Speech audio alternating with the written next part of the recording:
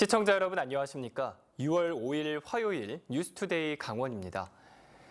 제7회 전국 동시지방선거 사전투표가 오는 8일과 9일 이틀간 실시됩니다.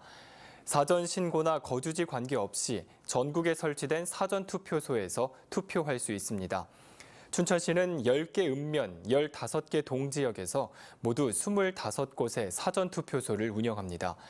투표 시간은 오전 6시부터 오후 6시까지입니다. 본인을 확인하는 주민등록증과 운전면허증 등 신분증만 있으면 사전투표를 할 수 있습니다. 한편 6월 13일 본투표는 춘천 지역 660곳의 투표소에서 오전 6시부터 오후 6시까지 진행됩니다. 6.13 지방선거에서 도내 유권자 수는 129만 6천여 명으로 집계됐습니다. 19살 미만의 미성년층은 점점 감소하고 있는 반면 유권자의 3분의 1 이상은 60대 이상 노년층인 것으로 나타났습니다. 윤하은 기자가 취재했습니다. 횡성군 청일면입니다. 인구 2,421명 가운데 백열 4명을 뺀 2,307명이 유권자입니다. 인구수 대비 선거인수 비율이 95.3%에 달합니다. 영월군은 영월읍을 제외한 모든 읍면에서 인구의 90% 이상이 유권자였습니다. 선거인 명부 확정 결과 제7회 전국 동시지방선거의 도내 선거인 수는 129만 6,196명으로 집계됐습니다. 강원도 전체 인구인 154만 6천여 명의 83.8%가 유권자입니다. 전국 평균 82.7%보다 1.1%포인트 높습니다. 시군별로는 원주시가 27만 8,900여 명으로 가장 많았고 양구군은 19,500여 명으로 가장 적었습니다. 인구수 대비 선거인수 비율은 원주가 81.5%, 춘천 82.4%, 강릉 84.2%, 고성은 88.8%였습니다. 그만큼 선거권이 없는 만 19세 미만 미성년 인구 비율은 낮아지고 있다는 뜻이기도 합니다.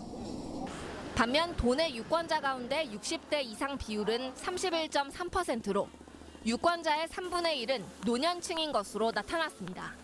MBC 뉴스 윤하은입니다. 지방선거를 9일 앞둔 어제 동해시장 선거 법정 토론회가 열렸습니다. 후보들은 KTX 동해 연장과 관광 그리고 일자리 활성화 등 다양한 사안을 놓고 열띤 토론을 벌였습니다. 김형호 기자가 정리했습니다. 후보들은 관광 활성화 방안으로 제시한 상대 후보의 공약을 검증하며 허점을 비판했습니다. 한섬 개발 사업은 이미 심 후보님이 부시장 재직 때 무산되었던 사업입니다.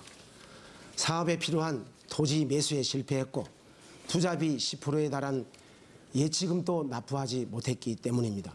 쌍용항의 폐광지는 무릉계와 연계하지 않으면 절대로 성공할 수가 없습니다. 정 후보님께서는 디거랜드를 어떻게 만들어서 지역 경제에 도움을 줄 것이고 구체적이지 못한 공약에 대해서는 현실성을 따지기도 했습니다. 2019년 5월 달에 동해까지 KTX를 연장을 한다 그러는 건지 그 부분에 대해서 혹시 지난 임기 동안 4년의 그 시정을 담당했기 때문에 그 내용에 대해서 좀 알고 계신지 그런 것 같아갖고요. 신경제 지도 내용 어디에도 우리 동해시가 들어있지 않습니다. 동해시가 정말로 중심 도시계획 위해서는 무엇을 해야 되는지 안 후보님께서 생각을 다시 한번 해주시고 KTX 동해 연장과 한중대 활용 방안에 대해서도 강도 높은 검증을 이어갔습니다. 정확한 팩트는 지금 국토부와 고려를 해서 동해선 연장을 검토조차 할 수 없다는 조건입니다. 왜냐하면은 아까도 말씀드렸습니다만 삼각선 연결에만 2019년 12월 말이라야지 준공이 될까 말까 합니다. 지역 거점 병원의 역할을 하기 위해서 300병상 이상이 필요한데 인구 300만 도시에도 불가능한 경제성을 어떻게 확보하시겠습니까? 후보들은 일자리 창출 방안에 대해서도 공약을 제시하며 유권자들에게 지지를 호소했습니다. MBC 뉴스 김용호입니다. 홍천 군수 선거는 더불어민주당 허필홍 후보와 자유한국당 노승락 후보 간 2파전으로 진행 중입니다. 전 현직 군수 간 대결인 만큼 방송 토론에서도 치열한 설전이 벌어졌습니다. 이재규 기자가 보도합니다. 자신이 주도권을 갖고 상대방에게 질문을 던지는 상호 토론에서 두 후보는 작심한 듯 공격을 퍼부었습니다. 민주당 허필홍 후보는 국가지원 지방도 86호선 사업비를 확보하지 않고 한 것처럼 거짓말했냐고 한국당 노승락 후보를 공격했습니다. 선거운동에 너무 집중을 하시다 보니까 착각을 해서 거짓말을 하신 것인지 아니면 눈앞에 표를 의식해서 표를 얻기 위해서 국민을 속인 건지 그거에 대해서 좀 답변을 해주시기 바랍니다. 노승락 후보는 국토교통부에서 기재부에 설계비를 요청한 상태라며 연차별 계획에 따라 사업비가 확보될 것이라고 답했습니다. 지금 그 후보께서는 행정을 모르시니까 그러시는가 본데 이걸 가지고 네. 저 예산을 확보를 해서 뭐 한꺼번에 490을 갖다 주는 것이 아니고 연차별 계획에서 한다는 것을 말씀드립니다. 한국당 노승락 후보는 민주당 허필홍 후보가 군의원 시절부터 당적을 자주 바꿔 철새라는 비판을 듣고 있다고 역공을 펼쳤습니다. 의장을 하고 싶어서 한나라당에 들어가서 의장을 하다가 또 그만둘 때 뭐라고 그냥 난 국민당이라 가지고 탈당을 해서 저 무소속으로 있다가 지난번에 군수 떨어지니까 이번에 또 더불어민주당에 들어와서 나는 그 문재인 정부를 지지한다고 이제 민주당 허필홍 후보는 무소속에서 민주당으로 당적을 바꾼 이유를 변화에 대한 욕구에서 비롯됐다고 해명했습니다. 낙선을 하고 그 이후에 그 생각이 조금 이제 변화가 되기 시작하는 시점에서 국가적으로도 우리 최순실 사태가 나면서 국가도 변해야 되고 또 우리 홍천군도 함께 변해야 된다는. 두 후보는 홍천 소방서 이전 문제와 공업단지 조성을 통한 일자리 창출에는 의견을 같이 했습니다. 하지만 홍천군 공무원 역량 문제 등에 대해서는 서로 책임을 되묻고 법적 책임을 언급하는 등 치열한 설전을 벌였습니다. MBC 뉴스 이재규입니다. 영월 지역 시내버스 업체의 노사 갈등이 격화되고 있습니다. 버스는 임시로 운행되고 있지만 노사 간 입장 차이가 커서 노사 갈등은 장기화될 우려가 높아지고 있습니다. 권기만 기자가 취재했습니다. 영월의 한 버스 회사 주차장. 노조원이 아닌 직원을 투입해 버스를 운행하려던 사측과 노조원 사이에 실랑이가 오갑니다. 노조원 2명이 버스를 막고 앉아있는 상황에서 갑자기 버스가 움직이며 한 명이 튕겨져 나갑니다. 노조는 이 사고가 회사 대표의 지시로 발생한 행위라고 주장하며 기자회견을 열어 강력한 수사를 촉구했습니다. 대표이사 관리과장을 즉각 구속 수사하라. 구속 수사하라. 구속 수사하라. 영월 지역 시내버스 15대를 운행하고 있는 이 회사는 노사가 지난 2월부터 임금 협상 등을 진행해왔지만 협의점을 찾지 못하자 노조는 지난달 29일부터 파업에 들어갔습니다. 사장님은 아직까지도 저희 볼 땐 민주노총 말살이 목적이지 저희들하고 뭐 같이 상생하려고 생각하는 건 아니라고 생각합니다. 노조 측은 노조에 가입한 신입 직원을 부당 해고한 것을 비롯해 사측이 노조원만 차별해 불이익을 주고 있다고 주장하고 있습니다. 이에 대해 회사는 해당 직원이 3개월간의 계약 기간 동안 접촉사고 1건과 운행 중 휴대폰 사용, 복장 규제를 어기고 노조 투쟁조끼를 입은 점 등을 근거로 재계약하지 않았다고 밝혔습니다. 또한 이번 사고는 버스 운전기사가 앉아있는 노조원들을 발견하지 못해 발생한 사고였다고 덧붙였습니다. 이 사고 이후 노사 갈등이 심화되면서 사측은 직장 폐쇄를 선언하고 조합원들에 대한 노무 수령을 전면 거부하고 있는 상태입니다. 사측은 현재 비조합원들과 사무직 직원들을 투입해 버스 운행을 하고 있습니다. 하지만 이 같은 상황이 계속될 경우 주민들의 교통 편의와 안전에 지장을 주지 않을까 우려됩니다. MBC 뉴스 권기만입니다. 정보통신 기술을 접목한 인공지능형 농장인 스마트팜 솔루션 융합연구 기술박람회가 강릉에서 열렸습니다.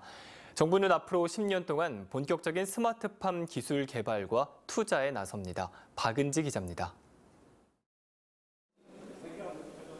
노란 꽃이 핀 토마토 줄기를 찍어 서버로 전송하자 곧바로 사물 인터넷 기술을 활용해 토마토 생장 상태를 진단하고 최상의 온도 관리법을 안내합니다.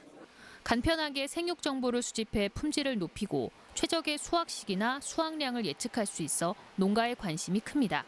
습도라든가 온도 조절을 하기가 힘든데 그런 부분에 있어서 조금이라도 더 좋은 품질의 그런 농산물을 제공할 수 있다면 한국과학기술원 등 국내 5개 연구기관이 함께 참여한 스마트팜 솔루션 융합연구 기술박람회가 열렸습니다. 2015년부터 융합 연구를 통해 온도, 습도 등 환경 제어부터 인공지능과 빅데이터 활용 기술까지 16개 기반 기술이 개발돼 실증 테스트와 기술 이전 등이 이루어졌습니다.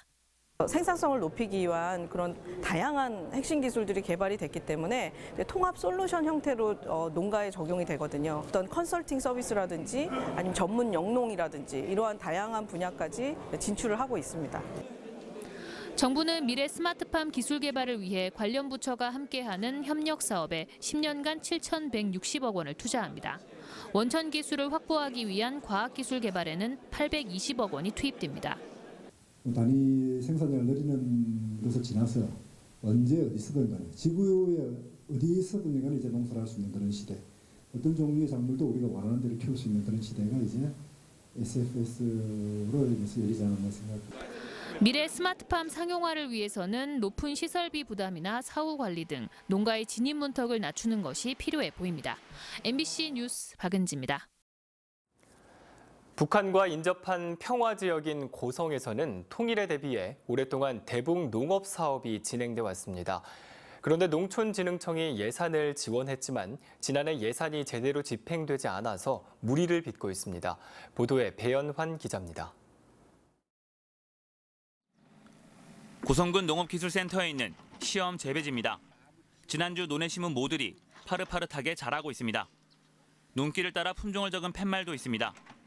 요 한배미는 북한 품종 3반봉으로 심은 거고 요자 거는 우리나라 품종으로 3반봉 심은 거고 그래요. 고성군은 농촌진흥청 위탁을 받아 이처럼 북한 벼 품종을 10년 넘게 시험 재배하고 있습니다. 지난해부터는 밭작물까지 재배하면서 예산이 1,300만 원으로 예전보다 4배가량 급증했습니다. 그런데 어찌된 일인지 1,000여만 원의 예산이 집행되지 않았습니다.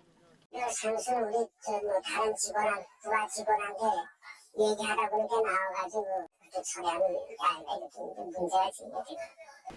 이를 이상하게 여긴 담당 부서 직원이 문제를 제기했는데 담당 계장은 현찰을 직접 갖고 있었다며 문제 없다고 말합니다. 현찰로 갖다 보니까 이제 조심스럽게 시기에서 이제 그런 거지. 이거 뭐 공장 뭐 위험하거나 불량하거나 할 수 있는 성격이 아니에요. 여기에다 농촌진흥청 지원 예산은 자재비나 인건비를 빼면 경력금 성격이 짙다고 주장합니다. 고성군은 뒤늦게 자체 감사를 벌여 지난 4월 관련 공무원 3명을 징계하기로 결정했습니다. MBC 뉴스 배연환입니다. 속초 신흥사 극락 보전이 국가지정문화재 보물 제1981호로 지정됐습니다. 문화재청은 1600년대에 재건된 신흥사 극락 보전이 희귀한 건축 형태와 장식을 갖추고 있고 보존 상태가 양호해 보물로 지정할 만한 가치가 충분하다고 밝혔습니다. 문화재청은 보물로 지정된 신흥사 극락 보전이 체계적으로 관리될 수 있도록 속초시와 신흥사 등과 협조할 계획입니다. 대형 건축물의 난립을 막아달라며 2천여 명의 속초 시민들이 지난 2월 제출한 도시계획 조례 일부 개정안에 대해 속초시가 반대 의사를 밝힌 것으로 확인됐습니다. 속초시는 건물 층수와 용적률 등의 하향 조정을 요구하는 시민들의 도시계획 조례 일부 개정안에 대해 도시개발을 제한한다는 이유로 부동의 의견을 달아 최근 시의회에 제출했습니다. 속초시 의회는 지방선거 이후인 오는 21일쯤 임시회를 열고 해당 안건의 처리를 의결할 예정입니다. 장애인들의 시립도서관 이용 편의가 좋아집니다. 춘천시는 석사동 시립도서관에 오는 9일부터 장애인 독서 보조시설을 설치합니다. 지난해 9월 개관 후 지체장애인, 시력이 나쁜 이용객들이 늘어나 이용 편의를 높이기 위한 겁니다. 도서관 3층 제2 자료실에 시각장애인용 활자 확대기와 음성 출력기, 지체장애인용 높낮이 조절 책상, 청각장애인용 공공보청기가 비치됩니다. 오늘 강원도 지역은 대체로 흐린 뒤 곳에 따라 빗방울이 떨어진 뒤 낮부터 차차 맑아지겠습니다. 예상 낮 최고 기온은 영동 지역이 26도에서 28도, 영서 지역은 26도에서 29도, 강원 산지는 23도에서 24도 분포로 예상됩니다. 그럼 자세한 오늘의 날씨와 행사를 안내해드립니다.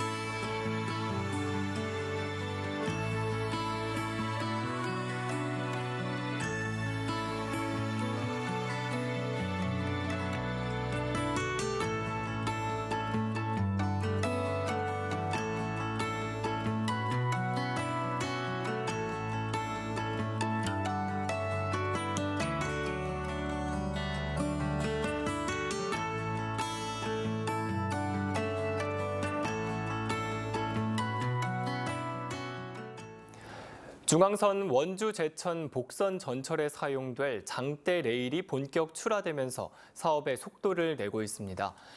원주 제천 복선 전철 사업에는 모두 503개의 장대 레일이 소요될 예정으로 한국철도시설공단 시설장비사무소는 올해 8월 말까지 전량 생산해 건설 현장에 공급을 완료할 계획이라고 밝혔습니다. 장대 레일은 길이가 300m로 25m의 일반 레일 12개를 용접해 생산되며 충격 완화와 노선 상태 개선, 소음과 진동 저감 등의 효과가 높습니다. 원주시 역사박물관이 지역 사립박물관과 시민소장 문화재 그리고 중요 기록물에 대한 무료 소독 서비스를 실시합니다. 서비스 대상은 목재와 지류, 섬유류 등 정기소독이 필수적인 미술품과 고문서, 기록물 등으로 오늘부터 오는 15일까지 접수를 받으며 박물관 수장고내 밀폐 소독 작업 방식으로 진행될 예정입니다. 이상으로 뉴스투데이 강원을 마칩니다. 고맙습니다.